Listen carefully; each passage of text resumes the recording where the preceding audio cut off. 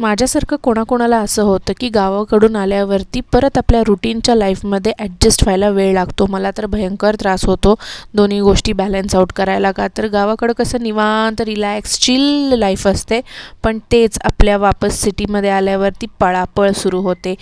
इथं माझी as usual सकाळ सुरू झाली होती. म्हणजेच काय की माझं मॉर्निंगचं रुटीन. व्हॅलेंटाईन वीकमधलं एक असतो टेडी डे. तर टेडीवरनं माझ्या लाईफमध्ये एक छोटीशी स्टोरी आहे.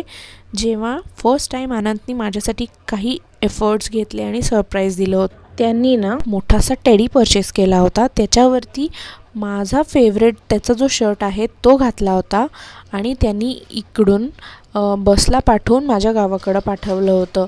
आणि ही गोष्ट मला माहिती नव्हती, माझ्या फ्रेंडला माहिती होती.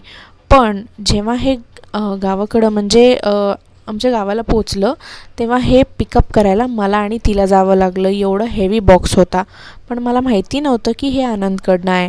जेव्हा ओपन करून बघितलं तेव्हा इतकं भारी वाटलं. का तर लग्नानंतरचा पहिला व्हॅलेंटाईन्स डे असूनसुद्धा आम्ही एकत्र नव्हतो. म्हणूनच हे सरप्राईज आनंदनी त्याच्याकडनं मला पाठवून दिलं होतं. का तर माझा मूड ऑफ नाही व्हायला पाहिजे आणि मला वाईट पण नाही वाटलं पाहिजे म्हणून. ही स्टोरी कशी वाटली हे मला नक्की कळवा. तोपर्यंत बाई.